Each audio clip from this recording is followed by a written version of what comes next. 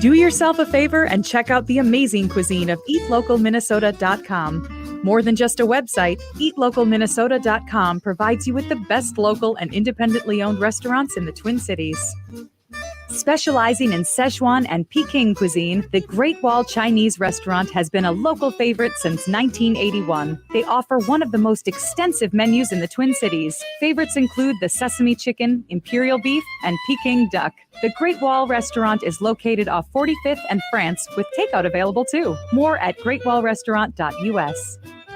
The next time you're out in South Minneapolis, make Nightingale off 26th and Lyndale your go-to dining option. It's a comfortable neighborhood restaurant that features a delicious menu of American classics, plus a wide drink and cocktail selection. Nightingale has dining room and bar seating available, plus takeout and delivery. Current hours are 5 p.m. to 1 a.m. daily with the full menu until midnight. More at nightingalempls.com. Minnesota has the only original wolf population in the continental United States, and 80% of Minnesotans believe the wolf should be protected. Howling for Wolves is asking Minnesotans to respect our true wildlife manager, the wolf. Their survival is critical to our ecosystems, our communities, and even our economy. As highly intelligent animals with... This is what I'm doing right now, what you got to learn how to do. ...deserve to be protected and admired. Learn more at howlingforwolves.org. Let's live and let howl. Hey, Cudahy to all my friends and relatives in 4 directions. This is Robert Pilot of Native Roots Radio presents I'm Awake. I'm here to ask you for your support. Finding honest Native-centered news is not easy, but with your support, we're able to provide sacred animal advocate. 3 treaty violations and COVID-19 in our Native communities. Please visit Native Roots Radio Network on Patreon and donate if you can. That's Native Roots Radio Network on Patreon. Pinigigi, and thank you for your support. Hey, Ogimaa, I've been hearing a lot about this term, climate justice. What is that? Climate justice is recognizing that the negative impacts of climate change don't affect all people equally. It also means transitioning from a fossil fuel-based economy to a more sustainable future. MN350 is one of the groups that's pushing for this transition to protect our futures. You can even get involved too. That's great, especially since I'm concerned about pipeline projects like Line 3. How can I help MN350? Just find them on Facebook or visit mn350.org. With your AM 950 weather, this is Dan Riva. Tonight, a bit cloudy, low 21. Saturday, kind of sunny, high 37. Saturday night, cloudy mostly, low 24. This is Angela Warner with Warner Stallion. If you've got a broken appliance or one you wish would break, don't settle for poor selection and don't pay a penny more than you should. Warner Stallion has thousands of in-stock appliances. Shop now at warnerstallion.com. Portions of Native Roots Radio may be pre-recorded. It's a good day to be indigenous. Get up, stand up. They are going to become more brutal. Because all the hippies were trying to be Indians anyway. They're going to become more repressive because it's a matter of dollars and their illusionary concepts. Ready to come on? Hey, Victor. Ready to come on? Yeah, after you do your thing. Also, with recent happenings at Wounded Knee. I am awake. Welcome to Native Roots Radio presents I'm Awake, and I'm your host, Wakanja Hade. Hey, Cudahy to all my friends and relatives in 4 directions. You are listening to Native Roots Radio presents I'm Awake, and I'm your host, Robert Pilot. Wakunja Hade, which means distant thunder, is my real name and my native name, my Ho-Chunk name. And we discuss local and national Native news and events. And as you know, Wendy, and looks like you got Lucy in your hands, Wendy and Lucy, Native issues are human issues, and human issues are Native issues. This portion of the show is sponsored by the Native American Community Clinic in Minneapolis, honoring health and tradition. So we always lead off with the show with Ogimaa with the news, and we have that coming up in just 1 second. I just want to greet Zoe Allen, our new teammate here at Native Roots Radio. Looking like you got some good light there tonight, Zoe. Welcome to the show. Wendy and I are so happy that you've joined the team. Yeah, it's great to be here. I'm reporting all the way from White Earth Nation tonight. Wow. Very cool. Very cool. All right. Hey, the cat wants to talk now. Without any further ado, and you didn't know I spoke French, did you, Wendy? Without any further ado, let's get with Ogimaa with the news that you don't hear anywhere else. Welcome, Ogimaa. Bonjour, Anin relatives. This is Ogimaa, Giniw, Ikwe. I'm a citizen of the Red Lake Nation in northern Minnesota, and I currently reside on Dakota homelands in central Minnesota. And I have some news and information for you here on Native Roots Radio Presents I'm Awake. The first thing that I want to talk about is a recent article that came in the Mesabi Tribune here in northern Minnesota talking about the Huber Mill. And I guess I suppose it would be a correction to a previous statement I made that the Huber Mill in Cohasset, Minnesota had been essentially defeated by the Leech Lake Nation and the Minnesota Center for Environmental Advocacy. Unfortunately, St. Louis County in Minnesota is making a push to convince Huber Engineered Woods to reconsider building the project in northeastern Minnesota instead. St. Louis County is actually offering that they would pay for the environmental impact statement, which is what the Leech Lake Nation and the Minnesota Center for Environmental Advocacy had requested of the Huber Mill. And instead of putting forth the funds in this company to be able to do that environmental impact statement and to assure residents of Minnesota and the Chippewa National Forest that this would be a safe place and a safe project, they opted to pull the project entirely, claiming that it was costing them too much money to keep this project there. Meanwhile, Northeast Minnesota in Duluth, or the county seat is in Duluth in St. Louis County, they're offering up millions of acres of county-owned forest to this project and offering to pay for the environmental impact statement. St. Louis County is going to have its county meeting on February 21st, 2023 at about 9 a.m. at the Duluth Courthouse, and they're expected to discuss plans to assist the Huber Mill in coming to Northeast Minnesota. This project would create pollution. This is an OSB mill, meaning they would cut down the trees and basically shred them and mix them with glues and other chemicals. So this production plant is not just a milling plant. It comes with many chemicals and glues and things that get into the air, or powdered things that can settle onto the land and into the water. This is not something that is going to be not labor intensive. According to the Minnesota Department of Iron Range Resources and Rehabilitation, the June 2021 approved a $15 million loan for this project. And the 750 square foot mill would require 150 logging trucks a day, which would deliver 400,000 to 500,000 cords of aspen per year.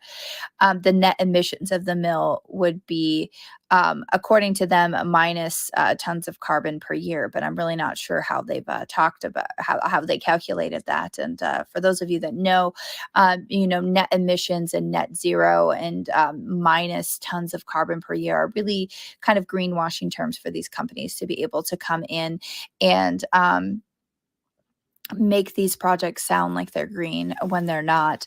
And this is something that here in Minnesota, we do need to take a minute and consider. St. Louis County is the seat of a lot of tourism here in Minnesota. So I really hope that those of you that can will take some time to let St. Louis County know how you feel about this project. And meanwhile, stay tuned, and we'll be following this as much as we can here on Native Roots Radio. Speaking of pollution, I do want to touch base on something we haven't been able to touch on here in Native Roots Radio so far, which is the train derailment from February 3rd in Ohio, in East Palestine, Ohio, about 50 miles northwest of Pittsburgh. On February 3rd, a Norfolk Southern train, number 32N, derailed just outside of East Palestine, and 38 of the train's 150 cars derailed. Some of the cars, then burst into flames, and of course, those flames damaged other cars. Of those cars that derailed, 5 of those tankers were carrying something called vinyl chloride, which is an industrial chemical used to make hard plastic. And breathing in vinyl chloride is a problem, and it is a known risk for various types of cancer. And also what happens when it gets into the air. Water supply is the same thing. There's also a lot of other chemicals that are on board with that, including butyl acrylate, which is a clear liquid that's used for making paints and sealants, ethyl hexyl acrylate, which is a colorless liquid for paints and plastics, and ethylene glycol monobutyl, which is used as a solvent for paint and inks, as well as some dry cleaning solutions. Many of these chemicals are highly flammable, carcinogenic and cause other health issues. Unfortunately, after the train derailment, they were forced to do what they considered a controlled release of these chemicals and opted to release them from the tankers into the air and do a controlled burn of them rather than them possibly risking another explosion. And right now, the EPA is saying that people in East Palestine, Ohio can go home, but many of the people there do not feel safe going home. They're complaining of stinking chemicals and, sore throats and runny noses and itchy eyes. And, the Food Safety News website, is calling for questions to be raised about food safety in the wake of this. There were thousands of fish that were reported dead in the immediate area following this derailment and the chemical release.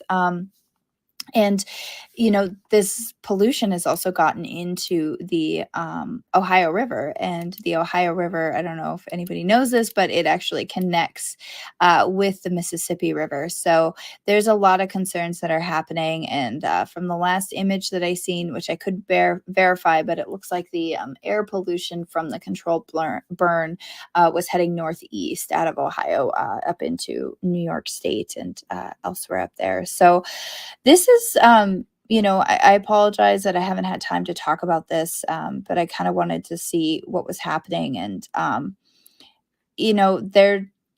there's class action lawsuits, a lot of class action lawsuits coming against the train company.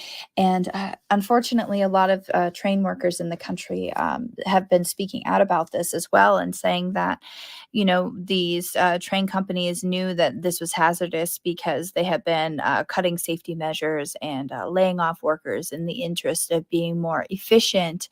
But I did see an article that read that this train car was 2 miles long. And they only had one worker on this car. So that's kind of how these accidents can happen. And the EPA and the U.S. government has said that they are going to be seeking, the full legal recourse for the company that caused this, and that company may be liable for the cleanup under the U.S. Superfund law. But this is really going to be something where we may be hearing about the long-term effects of this pollution and this accident and spill for a very long time. So again, we're going to be covering this here at Native Roots Radio and talking about it periodically as things go on. And our prayers are with the families, the animals, and all of our relations that are currently affected by this, as well as us here in Minnesota, because even though we're not experiencing direct reports or direct problems from this, we may be seeing this come through in our food. Ohio is ranked first nationally in the production of Swiss cheese, second in egg production, and third in tomatoes and pumpkins, and it's also fifth in the nation for bell peppers, sixth for corn and cucumbers, and eighth in the number of chickens sold. And we have yet to see what is going to happen to those crops after the release of these chemicals. So stay vigilant, everybody. Stay safe. Be a good relative, and tune in to Native Roots Radio Presents I'm Awake. Hey, we'll be right back with Senator Mary Kunesh. You're listening to Native Roots Radio Presents I'm Awake. Stay with us. J&S Bean Factory is a Native-owned, community-supported, cozy, artsy coffee shop which offers roasted on-site beans, live music, and baked goods. Relax in the beautiful outside patio. City Pages writes, voted top 10 coffee shops. Tucked into a quiet corner of St. Paul's Highland Park neighborhood, this coffee shop roasts beans on-site from the best coffee-growing countries in the world. Located at 1518 Randolph Avenue, St. Paul. The good stuff. Boost your immunity and help protect your community. COVID-19 is still here, but it's not too late to get your booster. Staying up to date with vaccines can help build protection that has decreased since your last shot and provide better protection against newer variants.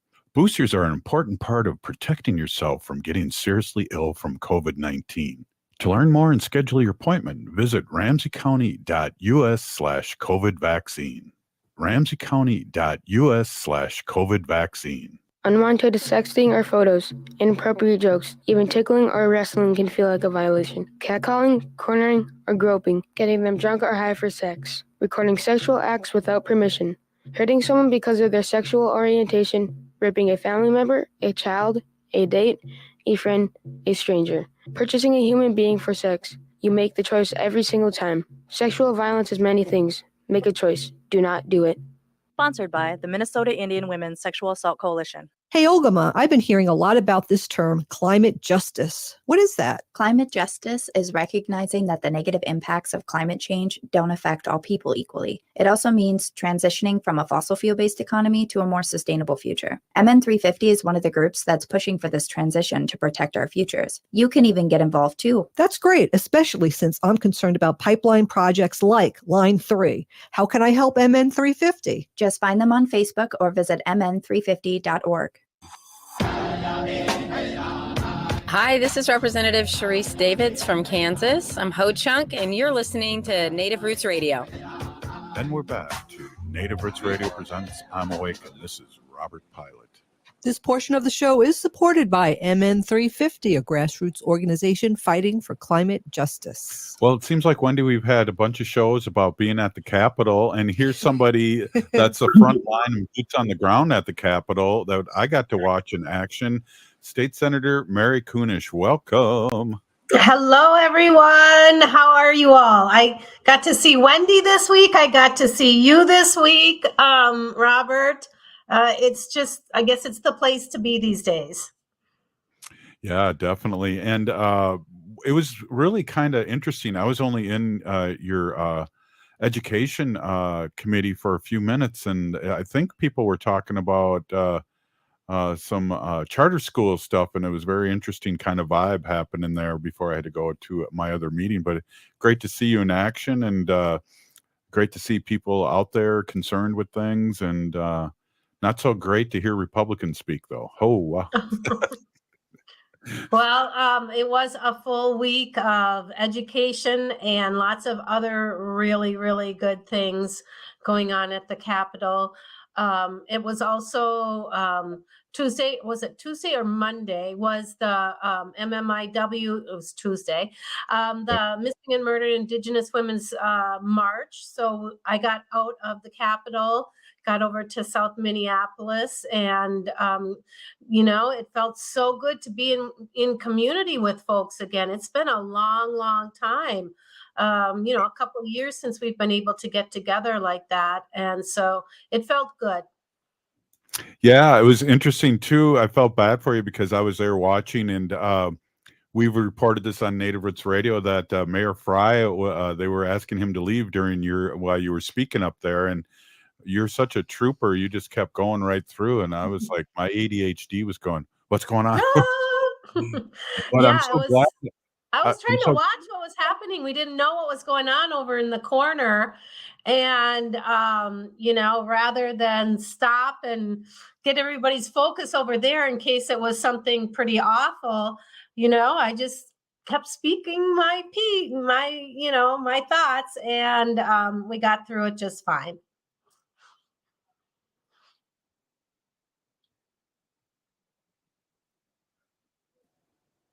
Oh, yep. And I think Robert is having a little bit of technical difficulties. Oh, Robert's muted, not me. Nope, I can hear you just fine. Oh, good. Yeah, I would love to hear any other reflections you had of the march or any of the other happenings this week. There was so much going on. It was a really, really packed week. It was very much a packed week. So again, to get back to the march, It's been a couple of years since we've been able to get together and recognize the tragedy that has happened in our communities for such a long time, so many generations, and then to recognize that there's still so much work to do. And it was really heartbreaking when folks started to shout out their loved ones' names who had gone missing and had gone, were murdered or trafficked or used and abused. So that was just, a super big tragedy. But we're gonna keep working on it. We're gonna keep making sure that that we are addressing these issues. And it's interesting being in the Minnesota Senate because so many things come up that I had no idea was going on in our state or anything like that. And so every day I learn a little bit more about our state and the work that we're all doing there or not doing sometimes. And it's just such a privilege to be there in this time and in this space. Yeah, definitely. Can you hear me okay, Mary? Yep, now I hear you. Yeah, somehow somebody removed me from the feed, and that's not fair because then you can't hear me. But one of the things that I just want to back up and say is that it was good that the MC spoke about what was going on in the corner, as it could have been portrayed as that we were fighting amongst ourselves, and it was good. They were talking about, hey, they asked the mayor of Minneapolis to leave in a not so good way. Yeah. But I'm glad they mentioned that because I was going, what's going on? I was on the other end of the building. Yeah. So, I think when you came into that education policy meeting, Robert, we were listening to a bill that would, it's a pilot program to improve educational outcomes and accountability. Oh, maybe that wasn't the one that you were there for. I forget exactly which committee you were in, but it was an education, but they were talking about something to do with testing and also charter schools being. Yeah, I know what it was. It was so the Minnesota Department of Education. It was their policy bill for the session. And it's just it's full of a lot of really good things for our tribes. There's a lot of attention and funding going towards Indian education. There's the the anti-mascot bill or version of it, the ability or the freedom to wear eagle feathers and regalia in when we have ceremonies or graduation ceremonies. There's another bill that I'm carrying, and St. Paul already does allow tobacco to be not only worn in the pouch around the students, in the little bag sack around the student's neck, but also in St. Paul, they allow tobacco to be burned or sage, to smudge. And so those are some other things that we are addressing in Minnesota.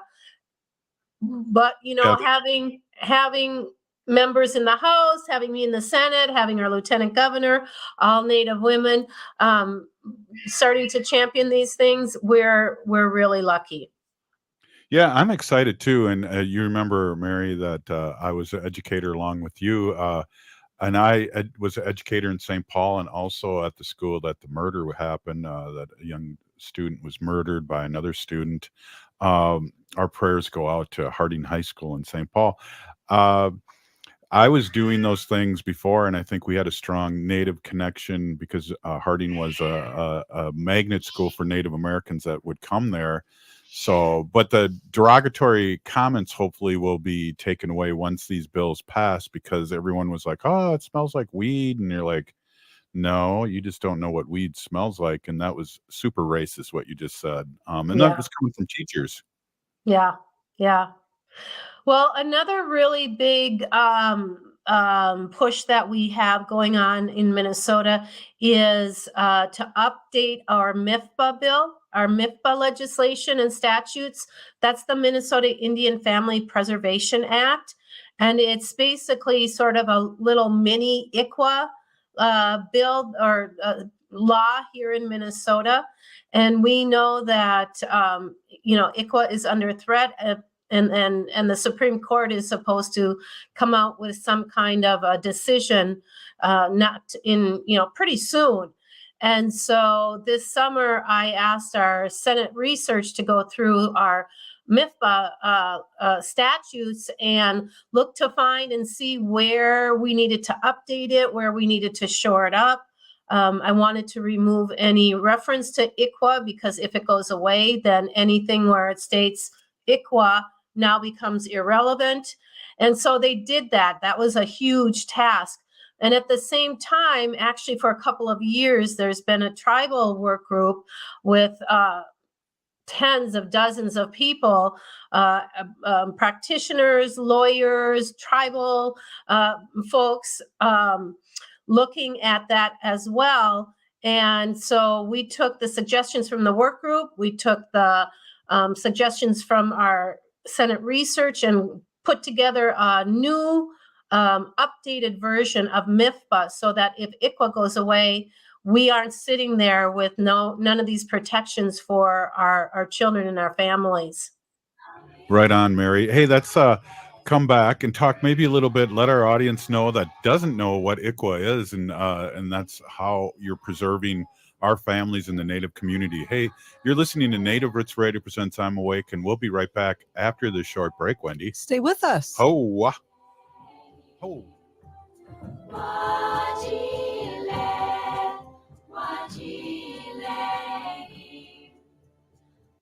J&S Bean Factory is a Native-owned, community-supported, cozy, artsy coffee shop which offers roasted on-site beans, live music, and baked goods. Relax in the beautiful outside patio.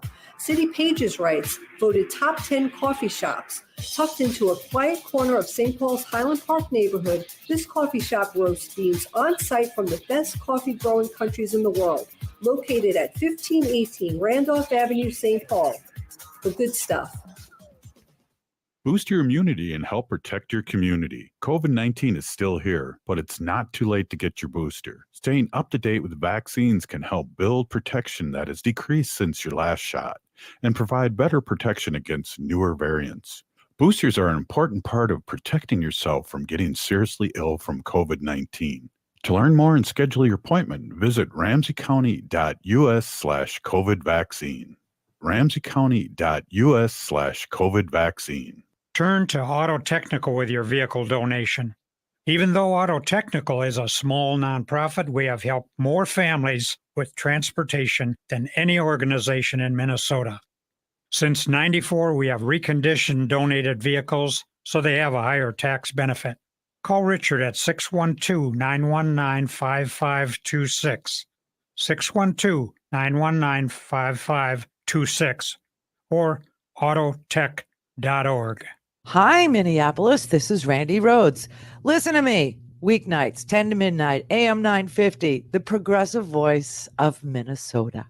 It's an absolute must for any true foodie. Vinaigrette at 50th and Xerxes in South Minneapolis offers premium oils and vinegars for the most discriminating of tastes. This is Sarah Piepenberg, owner of Vinaigrette. We bottle on-site, there's no guesswork, and you get to taste test each and every oil and vinegar we offer. Our direct relationship with the growers ensures an uncompromised level of satisfaction. When you need to know you're cooking with the finest ingredients, first contact the independently owned Vinaigrette, 50th and Xerxes in South Minneapolis. Online at vinaigrettemn.com.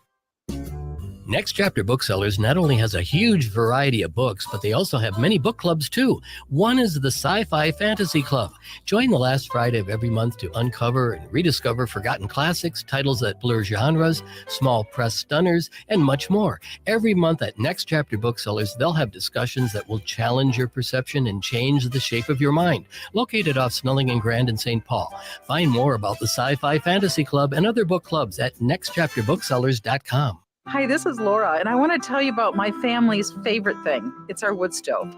We bought it about 14 years ago from Woodland Stoves and Fireplaces. And see, the wood stove has actually paid for itself because we can keep the main area that we live in toasty warm with this great moist heat.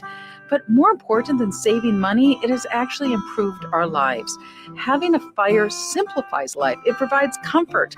It sort of takes the chill out of winter. I'm Peter Solak. In 1977, I started Woodland Stoves and Fireplaces, and I experienced the simple joy of warming myself by a fire. I also realized that the place and the way we embrace fire has evolved in a diversity of forms and styles.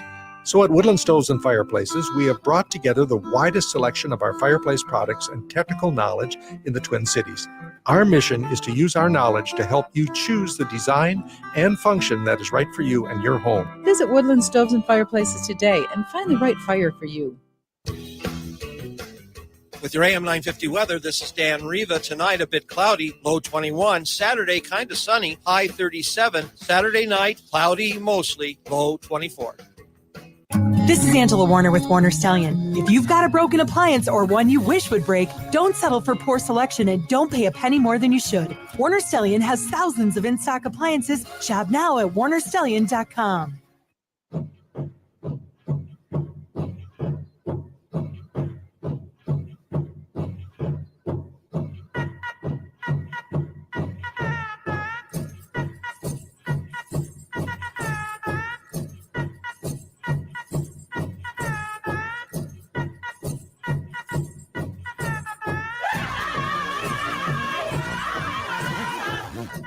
Welcome back to Native Roots Radio presents I'm Awake, and this is Robert Pilot. This portion of the show is supported by the Native American Community Development Institute in Minneapolis. Oh, thank you so much for that support. Minneapolis, what is it? Say it again. It is the Native American Community Development Institute. With Robert Lilligren and the crew out there. That's That's right. awesome. Hey, we have State Senator of Minnesota, Mary Kunesh, and we were talking a little bit about all the work she was doing, and we were running around the Capitol too, and I'm banging on the door because I got the okay from the tribe to really push the getting Ho-Chunk recognized in Minnesota, and I was excited to hear all the positive responses that I was out there. Mary, can you talk a little bit to our audience, maybe what, if they don't know, because we were talking about Ikwe, what basically Ikwe does and means to our nations across Turtle Island? Sure, sure. So Ikwe is the Indian Child Welfare Act, and it is a federal law or act that was created to protect the best interest of Indian children and to ensure the stability and the security of Indian tribes and family, so that, we all understand, we don't all understand, but, that historic removal of Indian children being removed, intentionally, forcibly removed from their families, whether through starvation, boarding schools during the 60s scoop, put in foster care, and then intentionally placed in non-Native families, white families' homes in order to, to continue that vision of getting us all to assimilate and the genocide of the Native community. And so Ikwe provides the outline and the standards for states as around how to handle child abuse and neglect and adoption, and setting the standards for how we ought to be taking care of that or addressing those issues. And so this MIFPA bill that we have is really the gold standard, and it bolsters existing protections of Ikwe into Minnesota statutes.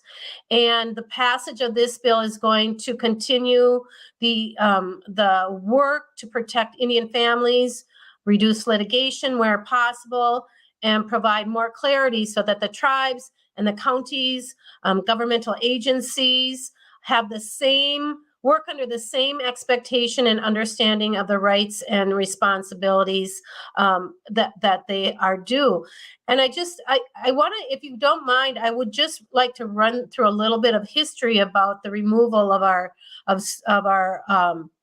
our kids. Do we have time for that? I'll make it quick. Absolutely. No, Okay. absolutely. We got 10 minutes. Well, Okay. really 6, but Okay. no. So, throughout the history of the United States and in Minnesota, government and private practices have implemented intentional, horrific methods of removal and disconnection of our Indian children from their homes and from the culture and the tribes. And I would say this disconnection really began the minute, colonizers stepped on these lands. But the disconnection, officially within our state, within our federal government, began with the federal policy of assimilation in 1819 through the Indian Civilization Act. I mean, this is an act that was passed by the United States Congress in 1819, and it encourages the benevolent societies of both Protestant and Catholic organizations to provide education for American Indians and authorized financial incentives to stimulate the civilization process.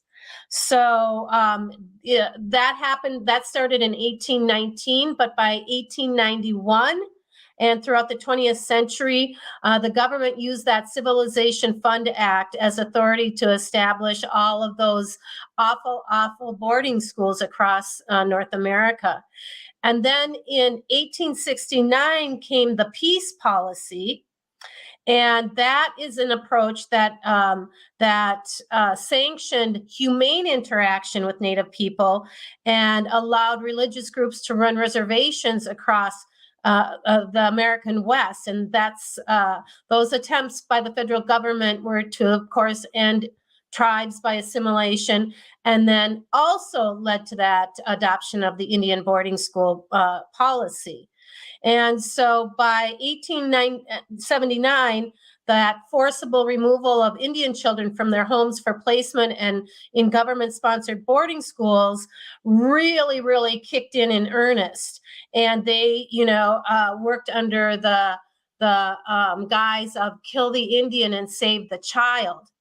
And so by the 1900s, even though we don't know the exact number, it is estimated that at least 20,000 of our children were in Indian boarding schools. But even worse, by 1925, in just 25 years, that number had more than tripled. And then came the Indian Adoption Act of 1953, and that's when the boarding schools began to die out because they realized how expensive it was. So new efforts started to disconnect our Indian families. So from 1958 to 1967, which is not so long ago, right? I think at least 3 of the 4 of us were around during those years. The federal government enacted a program called the Indian Adoption Project. And that was the goal of white Americans adopting Native kids. And again, it was officially efforts to lift obstacles that prevented Native children from eligible adoption and allow them a better life. And so this is how we lost so many of our family members and how our tribes were diminished through the adoption by our non-Indian families. And the effects of the trauma, the separation of families, the disconnection from the important cultural teachings, during these eras is what we are now trying to recapture. We're trying to recreate and reconnect as our families and tribes really struggle to rebuild the extended family and community relationships. And, I think we've talked about this before, so many of our families just didn't know how to parent because the fear of your child be taken away. You didn't have those generations of grandmas and great grandmas and aunties and uncles and grandpas helping us raise our children. And, we are now, we are still feeling those terrible, terrible trauma events today. And we're really working hard to counteract that. That's awesome, Mary, and that's thank you so much for letting our allies out there listen to what we're struggling with in the history too. I'm thinking next week I'm going to the 50th anniversary of Wounded Knee, and last time I went, I was with Clyde Belcourt, and I listened to the documentary that you had talked about. And it's a true crime documentary or podcast, I should say, Finding Cleo, and that thing amazed me. That piece of work and art really amazed me. It was such a heartbreaking. It's the story of a brother and actually siblings that had been separated by force, removed from their mother, who was a victim of terrible, terrible, terrible trauma and violence. The children were removed, and they actually handcuffed the mother to a door when they removed the children. So the children left by force, thinking that their mother didn't do anything to protect them. And it wasn't until much later that they found out exactly how hard she tried to get them back. But it's the story of the siblings looking for their sister Cleo. And I won't say so much right now, but I would encourage you. It comes out of Canada, and it's called Finding Cleo. And if you can, get that podcast and listen to it. Well, and the thing that really comes to home with that podcast, State Senator, is that not only did Cleo and all these people that were affected by the removal of Cleo, the whole family, the mother became an advocate for adoption. There's all these against adoption and keeping the family together. It's heartbreaking. It's a mystery, and the things that they originally thought that happened to her. I appreciate you telling me about that, and that was quite a few years ago. I think it was about 3 or 4 years ago that came out. But that's a great example of somebody who wants to listen to a podcast done by a native producer in Canada, out of Canada, talking about what happened and what the 60s scoop was all about, and especially in Canada. And me, born in 1961, I was adopted out in 1962. So I just got back, relatively not that long ago. Well, I've got another podcast for you that you can listen to on your way out there. This Land, do you know that podcast? It's an Apple podcast. This Land has a podcast that explores the Native American adoption law, and actually Ikwe. So there's a federal lawsuit from Texas that's challenging the Indian Child Welfare Act. And that's why we have to get this MIFPA done so quickly. And so there's a case called Brackeen versus Holland, and it explores the threat that the case poses to the legal structure of the Ikwe laws. And so again, I would suggest that folks do a little bit of self-education around that and learn about this work, because it is still to this day being so challenged. Right on. And Pinigigi, State Senator Mary Kunesh, for stopping in as always. Always great to see you at work and working for the community, and always great to have you on the show. I just have one thing to say here in the next 10 seconds is that if these tribes aren't fighting back, at least before they put them up for adoption, enroll them. Enroll these little ones right away, and we won't lose them, and we'll know who they are. So again, Pinigigi, thanks for coming on again, State Senator. Well, everybody, take care. We'll be right back after the short break with our Sacred Animal section. Stay with us. Oh. Ow. Hey, Ogimaa, I've been hearing a lot about this term, climate justice. What is that? Climate justice is recognizing that the negative impacts of climate change don't affect all people equally. It also means transitioning from a fossil fuel-based economy to a more sustainable future. MN350 is one of the groups that's pushing for this transition to protect our futures. You can even get involved too. That's great, especially since I'm concerned about pipeline projects like Line 3. How can I help MN350? Just find them on Facebook or visit mn350.org. Minnesota has the only original wolf population in the continental United States, and 80% of Minnesotans believe the wolf should be protected. Howling for Wolves is asking Minnesotans to respect our true wildlife manager, the wolf. Their survival is critical to our ecosystems, our communities, and even our economy. As highly intelligent animals with strong social bonds, Minnesota wolves deserve to be protected and admired. Learn more at howlingforwolves.org. Let's live and let howl. Hey, it's Patrick. February is the month for love, but when was the last time you gave your carpet the love and attention it really deserves? If your carpet hasn't been professionally cleaned, you are breathing unhealthy levels of nasty dirt, dander, bacteria, and germs that keep recirculating again and again. And what's worse, you're going to be stuck inside breathing that nasty stuff for months. Lucky for you, Zero Res is going to spread the love for you and your home with their Love Your Rug special. Get 3 rooms, Zero Resified from the Twin Cities' #1 carpet cleaner starting at just $119. Plus, this month only, they are throwing in a free hallway to sweeten the deal. But hurry, this deal won't last long. And because love has no limits, Zero Res is going to take $75 off your air duct cleaning. You owe it to yourself and your family to breathe healthy, happy, and clean. Call Zero Res right now, 952-ZERO-RES, or go online at ZeroResMinnesota.com and say you want the AM 950 special. Zero Res. You're listening to Native Roots Radio. This is Spirit from Reservation Dogs. Get up and listen.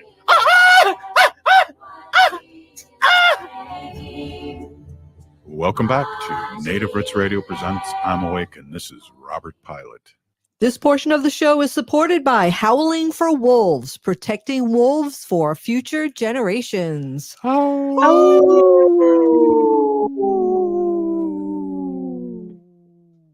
Where's the wolf? There it is. Oh, that was a high one, Wendy. That was a high one you did. Hey, I want to introduce my I should say reintroduce my awesome and beautiful wife, Wendy. She's been an animal advocate for many years, and she's been on the radio here for over 6 years talking about our sacred animals, and really a pleasure to have you on. I think this is 3 times this week, so it's kind of like a record here. It is a record. In the last few months, but hey, thanks for coming on. You look great. You're beautiful. Oh, you're on. Thank you, Robert. I really appreciate that. Hey, everybody. My name is Hanaji Hihani. That means cares for them. I was given that name by my Dega Curtis. Curtis goes by Mashke Hanajinga, which means walks on white clouds. I'm a humane policy volunteer leader for the Humane Society of the United States, and I work on animal issues at the state and local level, and it's always my pleasure to do that. And we were so busy talking to Minnesota State Senator Mary Kunesh about so many important things, and I did not get a chance to thank her, but when I did see her at the state capitol, she came over to me, and she knows how much I care about animals. She told me that she signed the bill to ban wolf hunting in Minnesota. So I'm so excited about that. And thank you so much again, Senator Mary Kunesh, for doing that and realizing how important our Minnesota wolves are to protect and keep for future generations. So definitely, yeah, it's really important. So yeah, and again, just to remind everybody, the Minnesota wolves here are on the Endangered Species Act. They are threatened.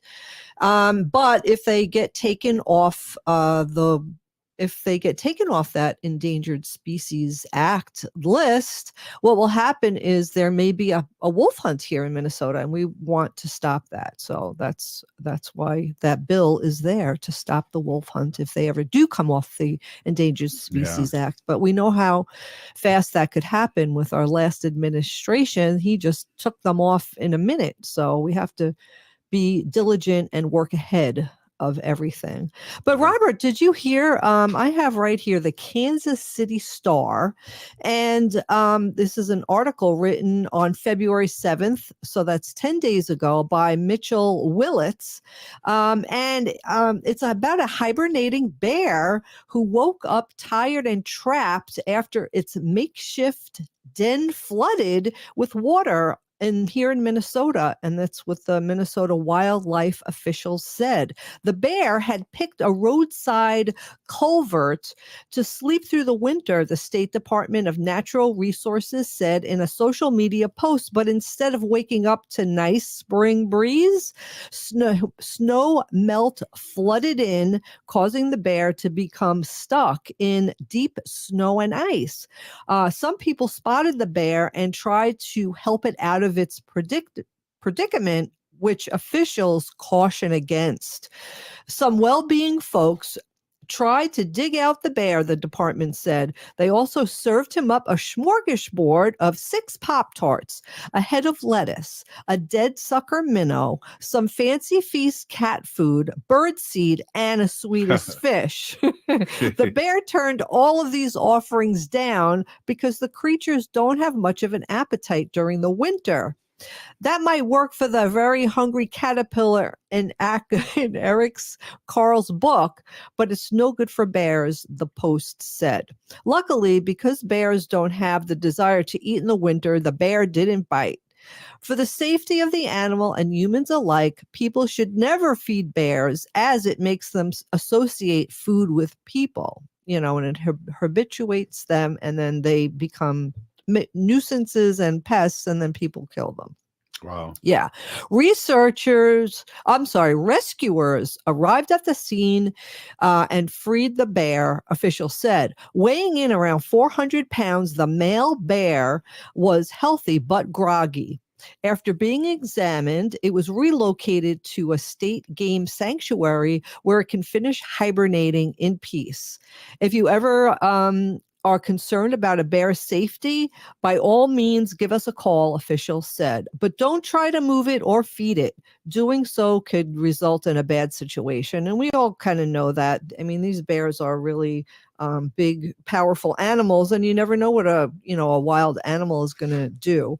But I thought the choice of the smorgasbord that they offered this bear was kind of a little bit ahead of lettuce.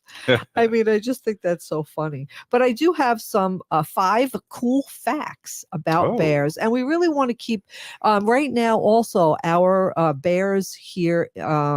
Our bears are on the Endangered Species Act as a threatened species. So we want to go ahead, when that comes up, I'll let you guys know that to get in touch with your legislators, because we want to keep our bears around also for future generations. And then just to jump in too, just to remind our audience out there, Wendy, is that my tribe, my nation, and many across Turtle Island have the Bear Clan, and I know Bear Clan is like the police of the Ho-Chunk Nation. They're the ones that take care of security and things like that. I love that. Yeah, exactly. So it is very important. But one of the facts about our bears is that layers on layers, bears have thick layered coats. Bears are certainly big and fluffy, but there's a lot more that meets the eye. A polar bear, the coat is made up of 2 unique layers. The shorter coat provides insulation from weather, while the longer coat prevents water from reaching the short coat layer and the skin. Each layer serves as a unique purpose and allows the bears to thrive in frigid conditions. And I often see these big white polar bears in the Arctic, and it's so cold, and you wonder how they keep warm and stay dry, right? But they that's how they do it, with these different layers of this fur that they have. Grizzly bears possess a biting force of over 1,200 psi's, and psi's is pounds per square inch. That's right, pounds of pressure for square inch, right? Which is enough to crush a bowling ball or an iron skillet. Wait, how much? Yeah, 1200 psi, which is enough Wow. to crush a bowling ball or an iron skillet.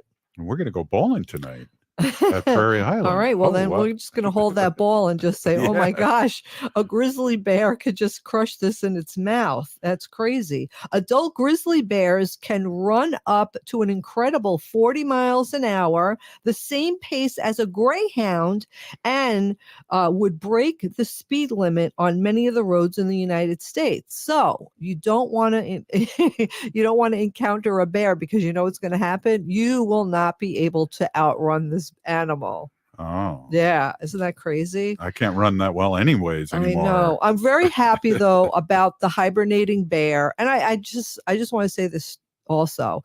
So the bear made this little den in a culvert on the side of the road. So you know those culverts, Yeah. and it fills up with water, and that's so the road doesn't flood, right? Mhm. Isn't that basically what those are for? Right. Yeah. Why would the bear? They're supposed to go like in a cave or a den somewhere. They're not supposed to be on like the side of the road in a culvert. So it is partly the bear's fault. I just want to say that. We don't want to we don't want to blame the bear because they're too strong to be blaming. Hey, I'm glad he's rescued.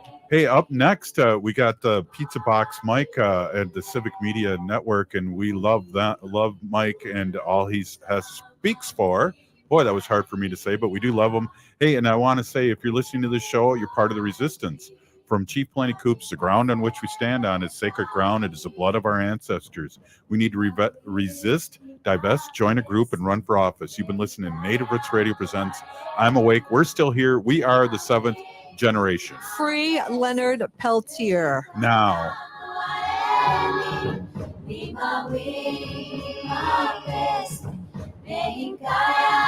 Mexicana,